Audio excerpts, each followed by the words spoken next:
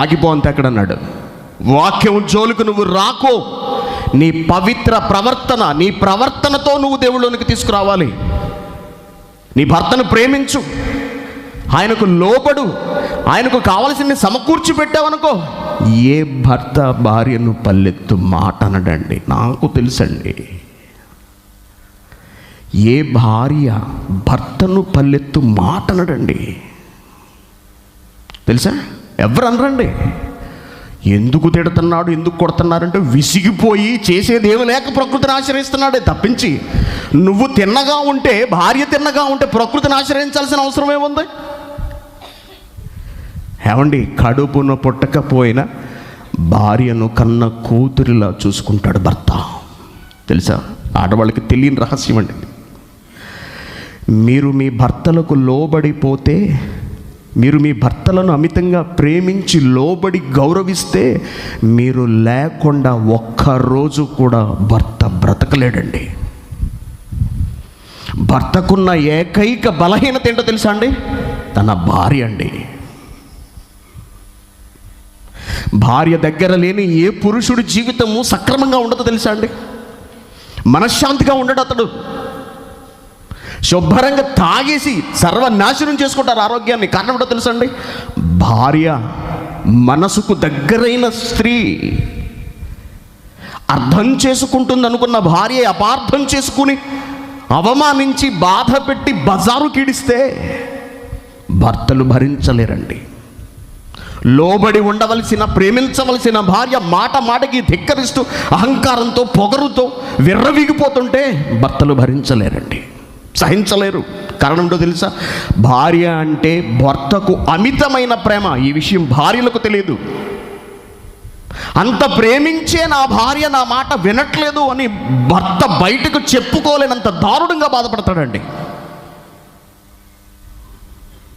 బయటికి చెప్పుకోడు. భార్య చెప్పుకున్నట్టుగా భర్త అనే విషయాలు బయటికి చెప్పుకోడు. ఎంతో ప్రేమగా జాగ్రత్తగా చూసుకుంటాడు. కళ్ళల్లో పెట్టుకుని చూసుకుంటారు చాలామంది భర్తలు. అలాంటి వాళ్ళ భార్యను ధిక్కరిస్తే వాళ్ళు తట్టుకోలేరండి. అసలు ఏ భర్త, ఒక్కలే కాదు, ఏ భర్త భరించలేడు. కారణం, దగ్గర తల్లిదండ్రులు. ఏమన్నాడు దేవుడు? పురుషుడు తన తల్లిని తండ్రిని విడిచి తన భార్యను హత్తుకుంటాడు. ఏమంటే మనం ఎవరిని హత్తుకుంటాం చెప్పండి? మనం హత్తుకునేది ఎవరినో తెలుసా అండి? మన కడుపున పుట్టిన పిల్లలనండి. ఇంకెవరిని ఎక్కువగా మనం హత్తుకుంటామా? గుండెల మీద వేసుకుంటాం, నిత్యం ఎత్తుకుంటాం, దగ్గరగా మన పిల్లలు ఉండాలనుకుంటాం. భర్తను అలాగే పెట్టాడండి దేవుడు. తన భార్యను ఆప్యాయతతో, ప్రేమతో, అతి మిక్కిలి ప్రేమతో ఆప్యాయంగా హత్తుకుంటాడండి భర్త. అంత ప్రేమించిన భార్య ధిక్కరించేటప్పటికీ, ఎదిరించేటప్పటికీ మాత్రం ఏం చేస్తాడు? ప్రకృతిని ఆశ్రయిస్తాడు. కాబట్టి దేవుని పిల్లలారా, మీ భర్త మారట్లేదు, కుటుంబాలు సర్వనాశనం అయిపోతున్నాయి, పిల్లలు పాడైపోతున్నారు అంటే దానికి కారణం 100% ఆఫ్ కోర్స్ కుటుంబాన్ని పట్టించుకొని పురుషులు ఉన్నారు. ఆ కారణంగా భార్యను కాల్చుకు తినేసే పురుషులు ఉన్నారు. నిష్కారణంగా భార్యలను కొట్టే పురుషులు ఉన్నారు. వాళ్ళ విషయంలో కూడా చెబుతున్నాడు, నీ భర్త ఎలాంటి వాడైనా అతనిని విడిచిపెట్టడానికి ఎంత మాత్రము వీల్లేదు. ఎందుకో తెలుసా అండి? భర్త మంచోడైతేనే కాపురం చేస్తావా? మనం మంచివాళ్ళం కాకపోయినా క్రీస్తు మనల్ని ప్రేమించి రక్షించాడా లేదా? మనం ఏదో మంచివాళ్ళం అని మనల్ని ప్రేమించాడా అండి యేసుక్రీస్తు గారు? నో. మనం చెడ్డవాళ్ళం అయినప్పటికీ మనల్ని ప్రేమించాడు. నీ భర్త చెడ్డవాడైనా నీ భయముతో కూడిన ప్రవర్తనతో అతన్ని దేవునిలోనికి తీసుకువచ్చి కాపాడాల్సిన బాధ్యత భార్యల మీదే ఉంది. మంచివాడు అయితే అని అనుకోకండి. వాడు ఎన్ని బాధలు పడుతున్నాడో మీకేం తెలుసండి? మమ్మల్ని రాసి రంపాన పెడుతున్నాడండి, కొడుతున్నాడండి, తిడుతున్నాడండి, పట్టించుకోవట్లేదండి, ఈడ్చేస్తున్నాడండి జుట్టు పట్టుకుని. ఇంక ఊరికి నేను అనేస్తున్నాడా? ఏమండి, ఊరికినే మన పిల్లలు ఊరిని కొడతామా అండి? పిల్లలు ఊరికినే కొడతాం? ఇంట్లో ఉన్న కుక్కను పెంచుకుంటాం, ఊరికినే కొడతామా అండి? ఊరికినే కొడతామా? అలాంటిది కట్టుకున్న భార్యను ఎందుకు కొడతాడు ఊరికనే? ఏ కారణం లేకుండా. ఏదో ఉంది, అది వీడు చెప్పుకోలేడు, అది బాధ. సమస్య ఏంటంటే పురుషుడు చెప్పుకోలేడు గబుక్కున, భార్య ఒకటికి 10 చెప్పేద్దంతే. భార్య మాట్లాడుతుంటే ఆశ్చర్యపోతుండా, అంటే ఓ గలగల గలగల గలగల ఓ చెప్పేస్తుంటారు లేని అబద్ధాలన్నీ. నిజం చెప్పలేడు పురుషుడు. బాగా గమనించండి, స్త్రీ బహిరంగంగా భర్తను అవమానిస్తుంది తప్పించి ఏ పురుషుడు బహిరంగంగా తన భార్యను అవమానించడు, బయట పెట్టుకోడు. భార్య మీద పోలీస్ స్టేషన్కి ఎక్కడు, భార్య మీద పంచాయతీలు పెట్టడు. తన మనసులో కుమిలిపోతాడు తప్పించి. అది స్త్రీ అయితే అలా కాదండి. పిలవండి పెద్దోళ్ళని, నేను వెళ్ళిపోతున్నాను, పెట్టుబడి చదువుకోవడం వెళ్ళిపోవడం. వాళ్ళ బామ్మర్దులు వాళ్ళని తీసుకొచ్చి భర్తను కొట్టించేయడం. దేవుని పిల్లలారా, మార్పు రావాలి, మార్పు రావాలి. మారవలసింది భార్యలు, మార్పు రావాల్సింది మీ ప్రవర్తనలో. లోబడాలి, అధికారాన్ని కోరుకోకండి, పెత్తనాన్ని కోరుకోకండి, ప్రేమించండి భర్తలను. ఏమన్నాడు ఎఫెసీయులకు రాసిన పత్రిక 2వ అధ్యాయము 5వ అధ్యాయము, ముగించుకుందాం ఇక. ఎఫెసీయులకు రాసిన పత్రిక 5వ అధ్యాయము 24వ వచనమా? పురుషులారా మీరును మీ భార్యలను ప్రేమించండి అంటున్నాడు. ప్రేమిస్తాడు నిన్ను భర్త, దానిని నిలబెట్టుకోవాలి. ప్రేమించడం లేదా ప్రేమించేలా చేసుకోవలసిన బాధ్యత కూడా మీదే. మీ చేతిలోనే సమస్తాన్ని పెట్టాడు.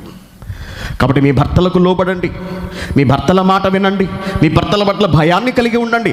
ఒకవేళ వాళ్ళ వాక్యానికి అవిధేయులైతే మీ ప్రవర్తనతో వాక్యం చెప్పాల్సిన అవసరం లేకుండానే వారు దేవునిలోనికి వస్తారు. కాబట్టి ఇప్పుడు చెప్పండి ఆడవాళ్ళు, భర్తను దేవునిలోనికి మార్చాలంటే కావాల్సింది ప్రార్థన. ప్రార్థన చేయమన్నాడా? ఏం చేయమన్నాడు? వాక్యం చెప్పమన్నాడా? అంటే భర్తను దేవునిలోనికి మార్చాలంటే కావాల్సింది ప్రార్థన కాదు, వాక్యము కాదు, మరేమిటి? ప్రవర్తన. మీ ప్రవర్తనలో ఉందంతా. అందుకే మీ ప్రవర్తనను మార్చుకోండి. మీ భర్తలను ప్రేమించండి, మీ భర్తలను గౌరవించండి, లోబడండి, మీ కాపురాలను చక్కదిద్దుకోండి. కాబట్టి భర్తను దేవునిలోనికి మార్చాలంటే భార్యకు కావాల్సింది ప్రవర్తన, ప్రవర్తన, ప్రవర్తన. దేవుని పిల్లారా, ఈ చెవితో విని చెవితో వదిలేయకండి. అలాగే చెప్తారులే అనుకోకండి. మీరందరూ ఇక్కడ కూర్చుని విన్నారు. రేపొద్దున ఏదైనా తేడా వస్తే దేవుడు మిమ్మల్ని అడుగుతాడు. చెప్పాడు కదా వాడు ఆ రోజున, చెప్పాడు ప్రభువా, మరి నువ్వెందుకు మారలేదు? కాబట్టి జాగ్రత్త. మీ కుటుంబం మీ చేతిలో ఉందండి, మీ భర్త మీ చేతిలోనే ఉన్నాడు. ఎక్కడికి వెళ్ళిపోలేదు, ఎక్కడికి వెళ్ళిపోడు కూడా. ఏమైపోడు? మీరు ప్రేమతో, విధేయతతో, వినయంతో మాట్లాడండి, భర్త అలా కరిగిపోతాడు. కారణం ఏంటో తెలుసా? భర్తకున్న ఏకైక బలహీనత భార్యే. కళ్ళు మూసుకోండి. పరలోకమందున్న మా కన్న తండ్రి, మీ పిల్లలకు మీ మాటలను తెలియచేశాను నాయన. మీ కుమార్తెలైన స్త్రీలను జాగృతపరచడానికి, జరుగుతున్న లోపాలను సరిదిద్దడానికి మీరు చెప్పిన మాటలన్నింటినీ మీ పిల్లలకు వివరించాను. విన్నారు తండ్రి. విని విడిచిపెట్టి యథా జీవితాలలోనికి వెళ్ళిపోయి తమను తాము మోసగించుకుంటారు. విన్న వాక్య ప్రకారం మారి ప్రవర్తనను మెరుగుపరుచుకుని తమ భర్తలను ప్రేమిస్తూ భర్తలకు లోబడుతూ బ్రతుకుతారో మీకు తెలియాలి. నా బాధ్యతను నేను నిర్వర్తించాను నాయన. మరొక అంశంలోనికి మేమందరం వెళ్ళబోతుండగా కార్యక్రమాన్ని మీ చేతులకు అప్పగిస్తున్నాం. నడిపించమని క్రీస్తు పేరిట ఈ ప్రార్థన మీకు సమర్పిస్తున్నాం తండ్రి. ఆమేన్.